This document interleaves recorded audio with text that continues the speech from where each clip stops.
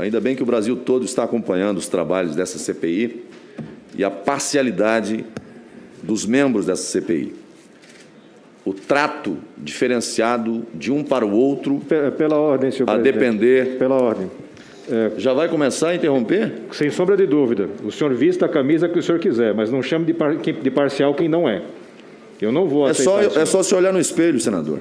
Eu olho e Vossa vejo gente Excelência, trabalhando. respeite a minha fala. Na fala de Vossa Excelência entra, fala o que quiser. Mas eu estou apenas fazendo aquilo que os brasileiros já estão vendo, desde o início. O trato desrespeitoso, desonesto. Nós aprovamos recentemente uma lei chamada Lei de Abuso de Autoridade. Para os outros, porque para o Senado Federal ela não serve. Eu espero que um dia procuradores, juízes, não pratiquem o mesmo que está sendo praticado aqui e que alguém reclame disso como ato arbitrário de abuso de autoridade. Cumprimento a doutora Luana Araújo, que comparece a esta comissão para trazer sua contribuição a partir dos seus conhecimentos. E eu inicio uma fala lhe questionando. A imprensa publicou que a senhora não aceitou determinações impostas pelo Palácio do Planalto e abriu mão de aceitar o cargo. Embora considere que isso já tenha ficado claro pelo já exposto, gostaria de perguntá-la para uma clareza ainda maior. Houve alguma determinação imposta pelo Planalto e que a senhora não aceitou? Que determinação ou determinações foram estas? Boa tarde, senador. Eu não tive qualquer contato com quem quer que fosse do Planalto. Meu contato foi intrinsecamente relacionado ao Ministério da Saúde e também a poucas pessoas dentro do Ministério da Saúde, e eu não recebi nenhum tipo de interferência, não sofri nenhum tipo de interferência no período em que eu estive lá. Bom, estamos diante de mais uma narrativa falsa. O infectologista atua na prevenção primária, educação em saúde, vacinação e assim por diante. E na prevenção secundária, tratamento de doenças infecciosas e prevenção de incapacidade causadas por estas. Defendi aqui, dias atrás, a necessidade de não se ver saúde somente como hospital e remédio. E Vossa Senhoria fez uma exposição nesse sentido, logo no começo, referindo-se a hospitais e médicos. Quais as condicionantes e determinantes sociais e econômicas Vossa Senhoria considera essenciais para a saúde, considerando especialmente o enfrentamento de uma pandemia? Senador, eu me referi, não é infectologia, né? Eu me referi à saúde pública como uma área em que as pessoas normalmente têm uma visão muito pequena, relacionada normalmente à atenção terciária, hospitais, médicos, tecnologias e afins, quando, na verdade, ela é muito maior do que isso. Ela aborda todos os determinantes sociais de doença, quer dizer, as condições próprias do paciente, aonde ele vive, qual é o nível socioeconômico que ele tem acesso, qual é a educação que ele teve. Então, se ele tem condições de infraestrutura, de ter acesso a uma estrutura de saúde, se necessária. Quer dizer, existe uma gama de circunstâncias que envolvem a saúde pública que são muito maiores do que hospitais e médicos exclusivamente. Isso posto, quando a gente fala na luta numa pandemia, numa doença que a gente sabe que não existe tratamento farmacológico efetivo para ela, a gente precisa entender como é que a gente age nesses outros determinantes. E, com isso, a parte de educação, comunicação, esclarecimento é absolutamente fundamental. E é por isso que a gente usa essa outra, ou deveria usar essa outra parte da saúde pública como um todo. Perfeitamente. De acordo com a Sociedade Brasileira de Infectologia, a matriz de competências da infectologia inclui a busca de diagnósticos visando a adoção de condutas clínicas, preventivas e terapêuticas, bem como o treinamento para controle de infecções em serviços de saúde e redução de risco de disseminação de agentes infecciosos na população. Quanto a essas competências, o programa prevê o seguinte: dominar o reconhecimento clínico e laboratorial e epidemiológico para a intervenção oportuna de forma precoce. Diz ainda que a infectologia domina princípios da terapêutica e profilaxia antibacteriana, antiviral, antifúngica e antiparasitária. O que representa e qual a importância dessa intervenção precoce e dessa profilaxia, especialmente no caso de uma pandemia? E quais seriam as diferenças entre essa profilaxia e intervenção precoce? Senador, essas competências, elas são para a gente, né, que está desse lado, muito claras. Para as pessoas é preciso que fique mais clara mesmo, e eu agradeço ao senhor por ter perguntado. Por favor. Quando a gente fala de profilaxia, a gente está dizendo em impedir que a pessoa adoeça ou diminuir a chance, o risco da pessoa adoecer. Hoje, se a gente restringir isso à pandemia da Covid-19, a gente está falando na intervenção vacinal, majoritariamente, e associada a ela as outras estratégias não farmacológicas de comportamento. Quer dizer, a pessoa tem a vacinação como base, mas ela precisa ainda manter o uso de máscara, a higiene de mãos e o distanciamento social. Com relação à intervenção precoce, ela não significa adoção de terapêutica. Não necessariamente. Ela significa uma intervenção para que a gente tente diminuir o risco de agravamento ou diminuir ou cessar a cadeia de transmissão. E é por isso que eu mencionei há pouco tempo que, dentre essas estratégias, o diagnóstico precoce desse paciente é absolutamente fundamental. E é por isso que esse plano de testagem em massa, que eu espero que seja, e tem tudo para ser levado a cabo pelo ministro Queiroga, seja bastante assertivo e que tenha bons resultados. Essa afirmação, levando-se em consideração o cenário de 2020, não seria respondida pela vacina, porque nós ainda não tínhamos. No começo da pandemia, ela não seria respondida pela vacina, mas as medidas não farmacológicas eram claras desde o começo. Pandemia é uma questão dinâmica, o senhor tem razão. O que foi defendido lá no começo podia até ter alguma lógica, e aqui eu estou me referindo diretamente à questão da adoção desses fármacos que foram citados, principalmente no que a gente chama de uso compassivo. Quer dizer, meu paciente estava morrendo e eu precisava fazer alguma coisa, existia alguma plausibilidade teórica para se fazer alguma coisa? Existia, embora bastante frágil. Já era frágil lá no começo. E deixa eu rapidamente explicar isso ao senhor. Por favor. Por que ela era tão frágil? A gente sabe que muitas drogas têm efeito antiviral in vitro. Isso. Muitas drogas. Quando a gente vai transferir... Aliás, esse é o estudo do doutor Raul.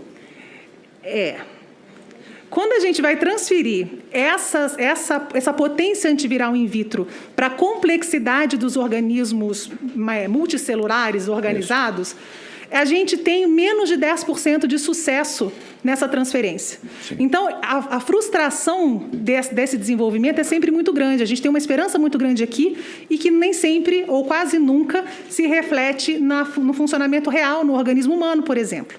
Tá bem? Quando a gente fala isso, por que isso é importante, por exemplo, na questão da cloroquina?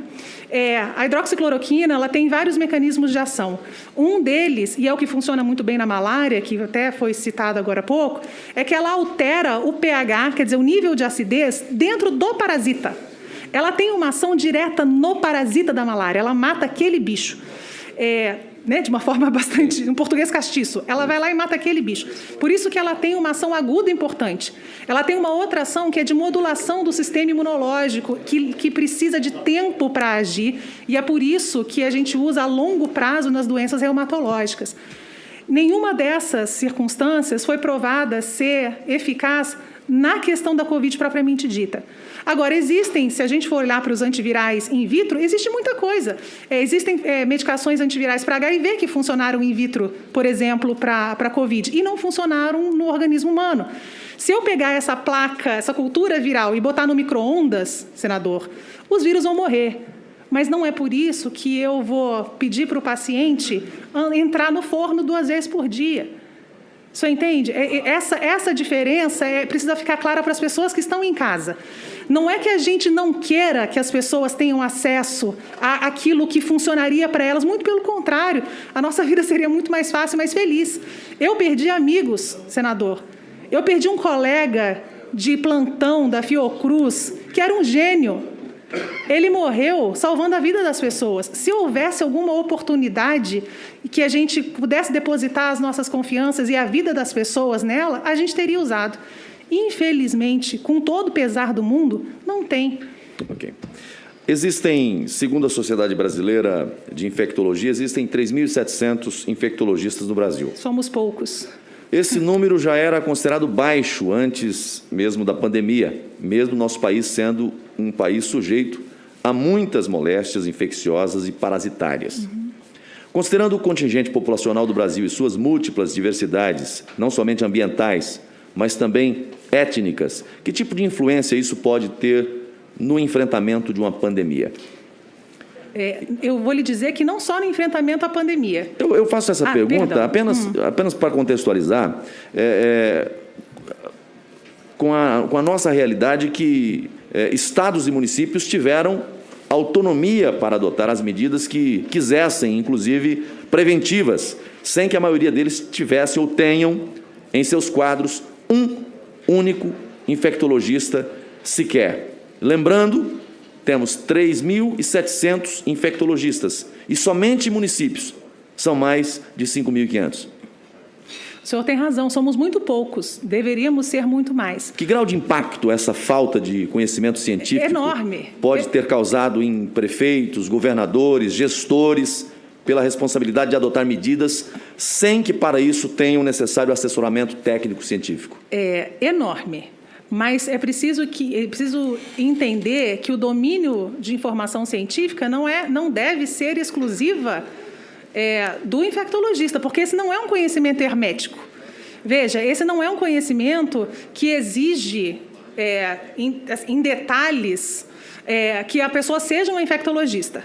É claro que a gente, como referência técnica, acaba lidando com as coisas que são mais complexas, porque existe uma hierarquia de atendimento. Mas a falta de infectologistas no país é uma coisa extremamente séria. E eu vou lhe dar um outro exemplo que não é exatamente ligado à pandemia, mas tem uma influência importante. Quando a gente aborda a atenção primária, por exemplo, e eu vejo muito pouca gente discutir isso, a gente fala muito de resistência a antimicrobianos, né? O uso exacerbado, incorreto de antibióticos por aí. A gente fala muito da emergência de bactérias resistentes, quer dizer, aquelas que já não podem mais ser tratadas por antibióticos de uso comum, nos hospitais. Mas os hospitais normalmente têm uma assessoria importante de infectologia, então é possível lidar com isso da melhor forma possível, dentro do contexto. Mas a gente fala muito pouco disso na atenção primária. E aí, se o senhor for à atenção primária pelo país, o senhor vai ver coisas inacreditáveis relacionadas à prescrição de antimicrobianos.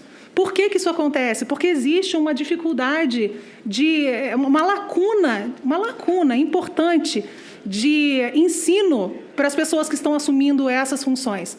Então, a gente precisa enxergar a infectologia não como uma questão terciária, de alta complexidade e somente. Ela é isso também. Mas ela precisa estar inserida em todo o contexto da atenção da saúde pública. Porque se a gente faz isso, se a gente começa a fomentar uma educação melhor em infectologia na atenção primária, a gente evita esse tipo de dificuldade que o senhor está mencionando para todo o sistema. A gente alivia o peso sobre os hospitais. Então, na pandemia, é isso que precisava ser feito, que precisa ser feito.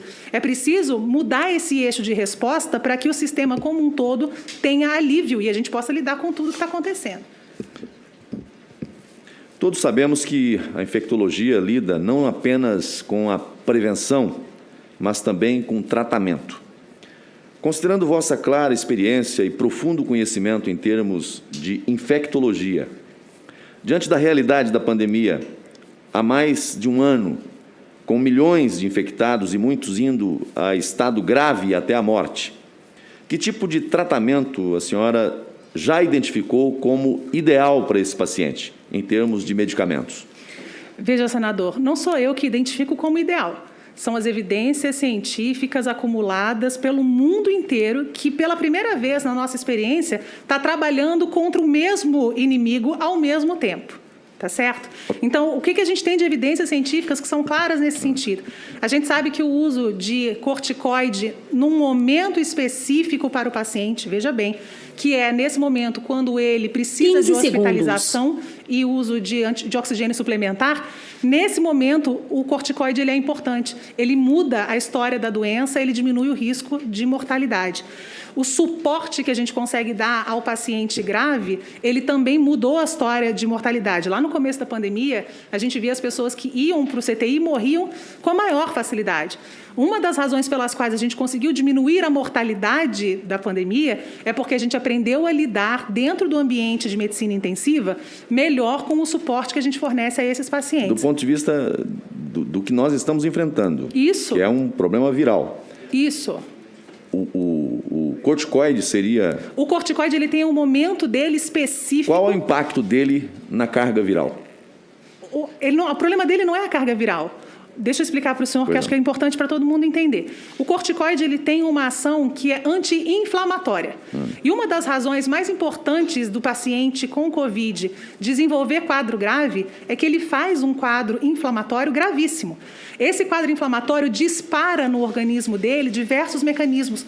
Um desses, por exemplo, é o mecanismo de geração de trombos, rolhas dentro dos vasos sanguíneos. E isso causa diversos problemas, desde gangrenas até tromboses centrais e um monte de coisa.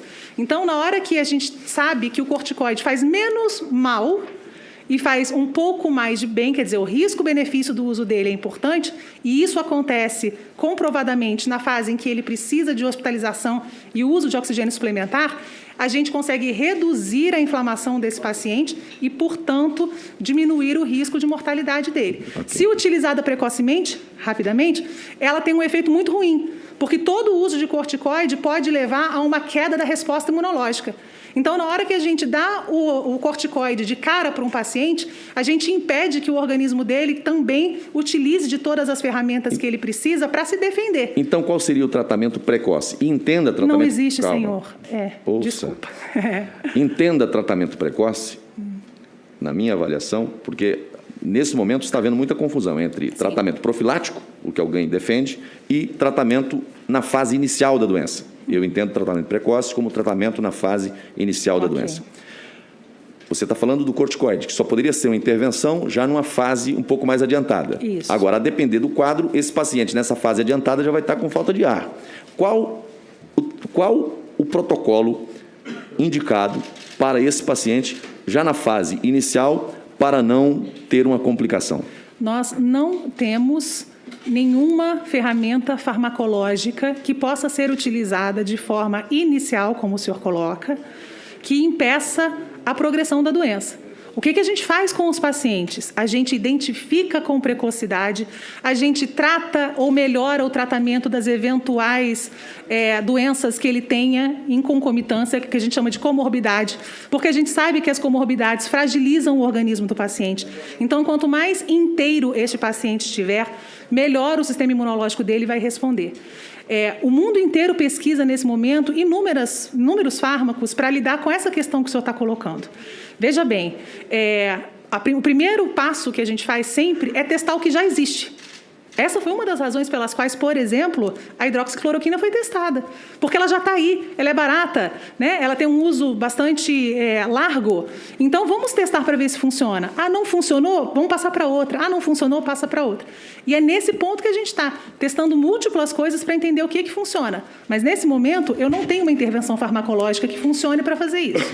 Agradeço, Vossa Excelência. Senhor presidente, vou concluir. Apenas, eu acho que a contribuição de Vossa Senhoria é importante para essa comissão e penso que nas próximas falas, de repente, avançar um pouquinho mais nesse protocolo, porque o que nós temos visto hoje aqui não é oposição ou governo. Aqui é ser humano que está olhando para quem está sofrendo lá na ponta. A gente está vendo muitas pessoas entrar num quadro de Covid, agravando, e quando vai tentar a intervenção, já não há mais o que fazer. Daqui a pouco está entubado e a taxa de óbito para quem vai para esse processo é muito alta, lamentavelmente. Eu concluo, não quero adentrar aqui ao mérito de sua nomeação, porque acredito ser inquestionável sua qualificação técnica, pelo que li e pelo que estou ouvindo aqui. Aliás, quero lhe cumprimentar por isso. Quero, todavia, deixar claro para todos os que acompanham a comissão que, apesar da estranheza que se mostra aqui, todos os que aqui têm assento, ou pelo menos a maioria, sabe muito bem que em nenhum poder executivo existem nomeações automáticas oriundas de solicitações de secretarias ou ministérios. Nos municípios, as nomeações são submetidas ao gabinete do prefeito. Nos estados e no governo federal, a Casa Civil, e isso em qualquer parte do mundo.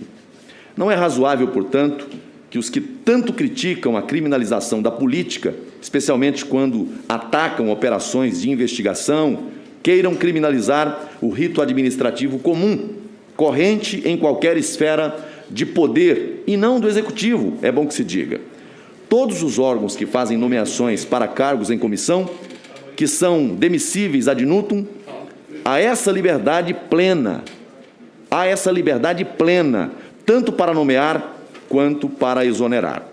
Digo isso, repito, não julgando o mérito da sua nomeação ou não nomeação, pois as razões a senhora não conhece e nós também não as conhecemos. O que falo aqui é em razão da histeria que tem se praticado no âmbito do parlamento, quando esse ou aquele não é nomeado ou é nomeado. E, muitas vezes, por pessoas que já fizeram exatamente a mesma coisa quando estiveram à frente do Poder Executivo. Agradeço, Vossa Senhoria, pela contribuição que dá e lhe homenageio pela qualificação técnica.